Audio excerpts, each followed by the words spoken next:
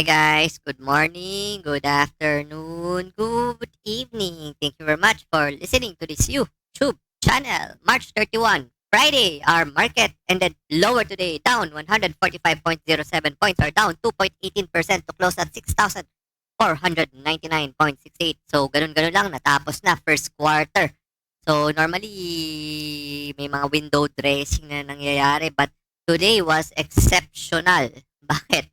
Remember, Monde is part of the index and yesterday's close, they announced uh, yung FS nila, performance nila last year, which resulted to a net loss. No? And this morning, they requested for a 1 hour trading hold, no, that they would pursue an equity restructuring program that aims to offset a deficit of around 7.2 billion. No? Of course, this restructuring, no, sa accounting naman to, will not involve a change in par value of the stocks or the number of stocks. But of course, natakot yung market. No? All the red flags are there na. No? When we discuss Monde, I don't know if you remember, but last week someone asked me what I think about Monde.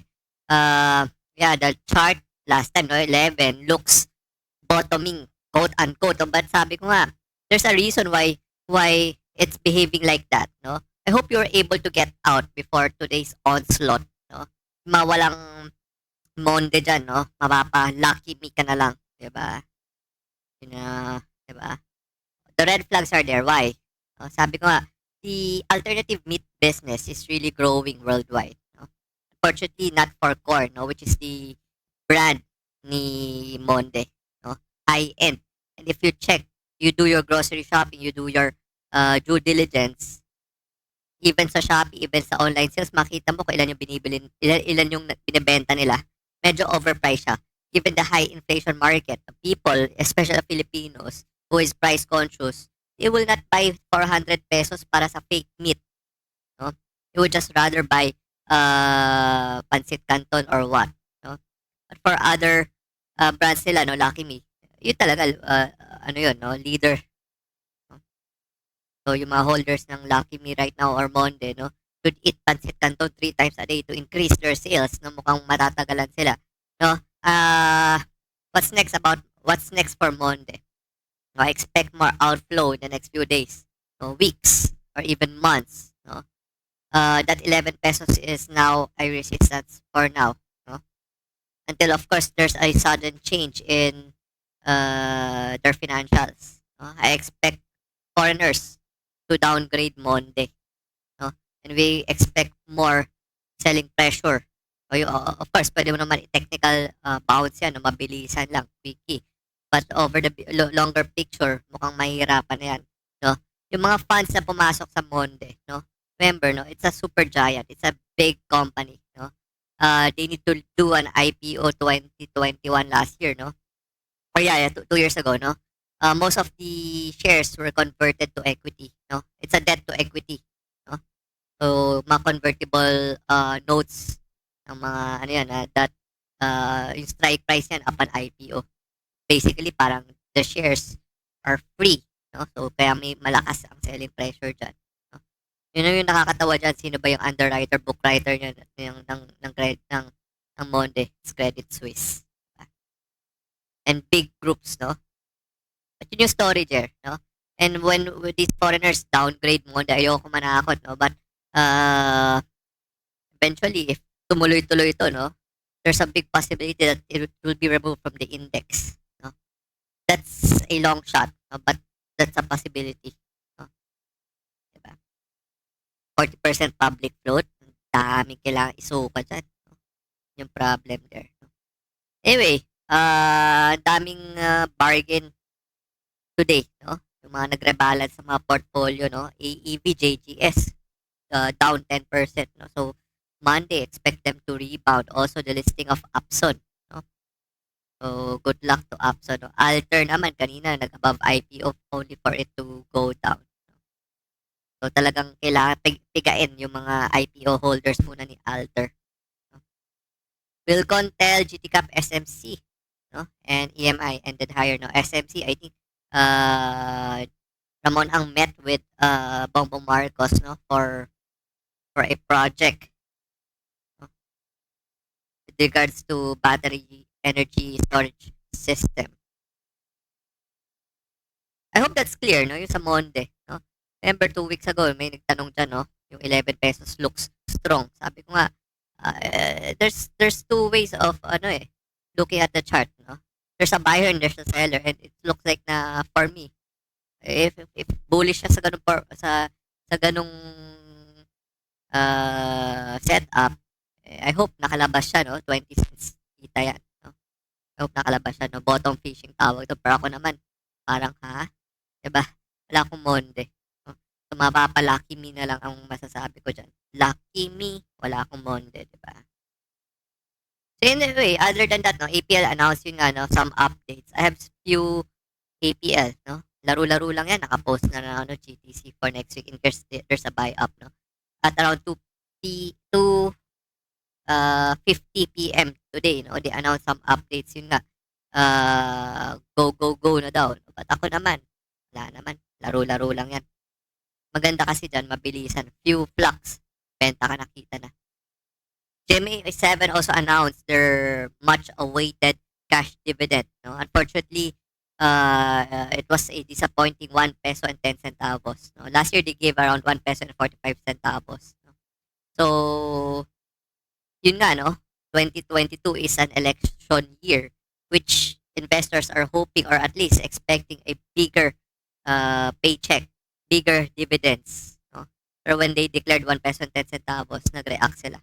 Yung mga nakaipon dyan, mga 10 pesos pa yata, yan. Bentahan muna yan. And given na most of the traders or investors nakabakasyon na, manipis yung bids, kaya ang lalayo ng spread. No? But, matagal pa ex-date nito 2 weeks from now, 3 weeks from now. So some bargain hunters will probably buy this stock in the next 2-3 weeks, no? Why? Instead of buying a giant stock na hindi nagbibigay ng dividend, yung mga risk-averse investors will probably put positions in GMA7. At least they get 8% dividend. No? And there's a clear leader, no? With ABS-CBN losing their franchise. Wala na. Walang kalaban si GMA7. It's a clear monopoly. TV5 is also losing market share din. Diba? The reason siguro malit yung dividend for GMA7 is they'll be allocating some of their money, no? For expansion, which is also good. No? At least sustainable. No? Talagang yung timing lang medyo alanganin. 1 peso 10 centavos. No? China Bank is starting to climb. No? We have some positions there. So I would be surprised kung mag-break out na yan eventually. PLDT, no? Yun nga, no? Is up 3%. No? So, recently they bought the business or Sky Cable from the Lopez's family, no? So, they'll be offering a boost in speed of its subscribers for free, no? This year. So, for Globe, no? GCash also unveiled its messaging features which will allow users to chat and transact with their contacts, no? FYI lang. So, talaga yung Monde. No? So, our passcode for today is Lucky Me. I hope wala kayong Monde. No? Kung meron man, i-trade nyo mabilisan. No? There's some bounce for, definitely there's some technical bounce. 11 pesos will be a strong resistance. Tas mahirap kasi i-trade yung mga downtrending stocks. No? So, APL, let's see if there's some surge there. MPI, no? Natapos ang March na walang tender offer, no? We were able to get out dyan. Medyo alanganin, eh.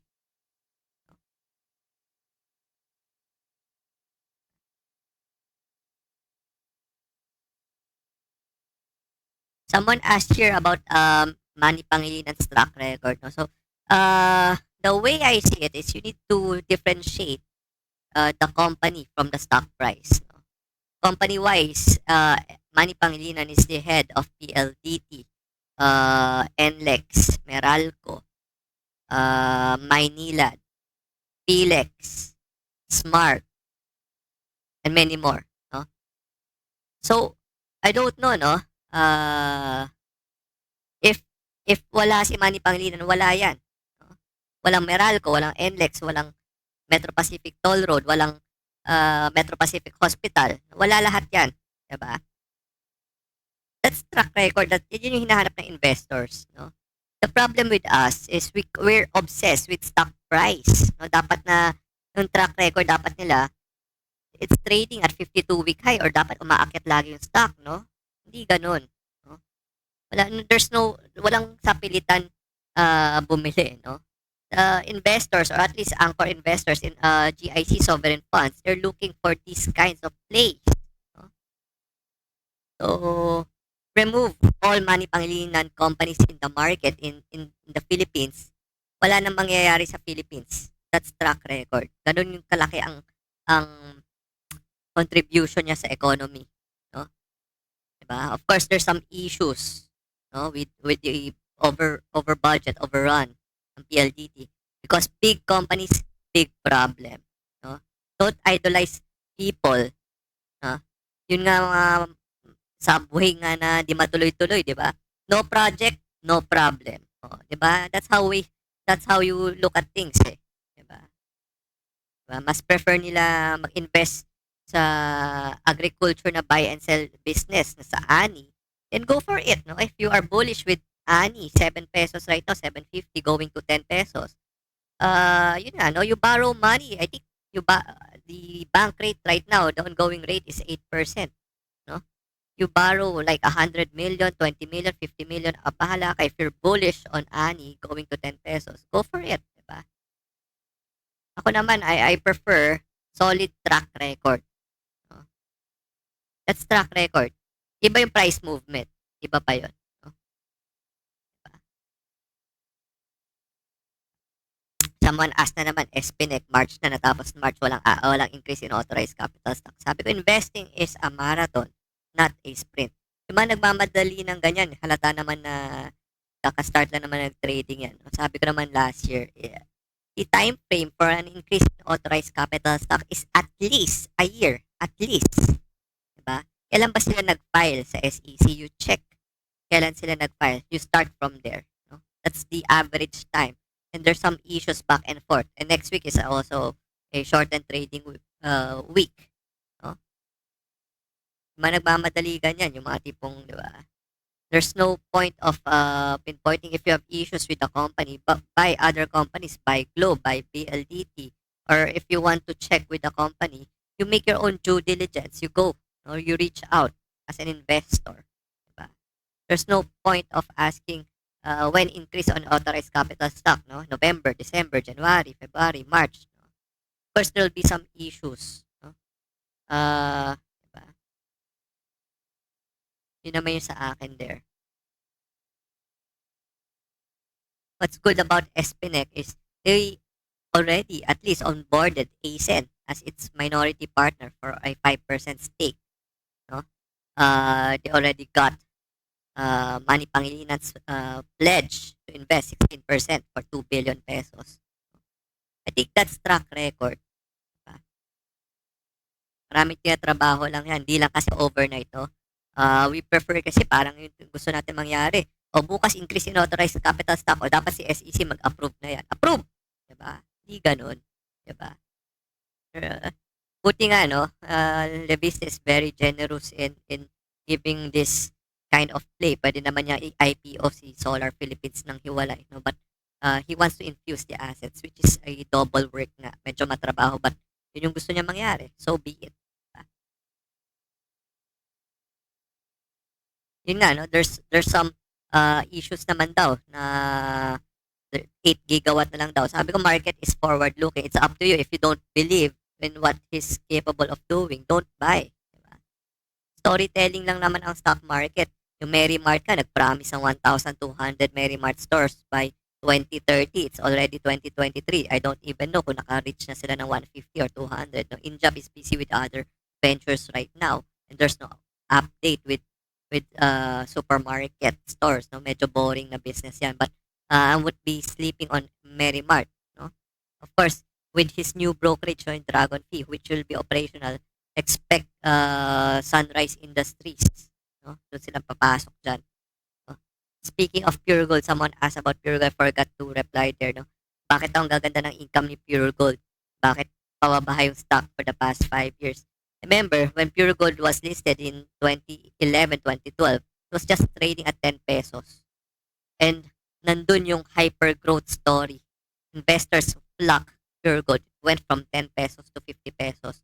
And in 2019, there was I think, a 20 billion or 10 billion private placement in which Lucio sold some secondary shares in Pure Gold, no, to various investors. Kaya natulak ng ganong compression, no, for him to sell some secondary shares. Diba? Of course, yung 10 pesos to 50 pesos, times 5 yun. Walang nagreklamo na umaakyat, di ba? Pag pababa, daming sinasabi. Di ba? Yun, so, that's the story there.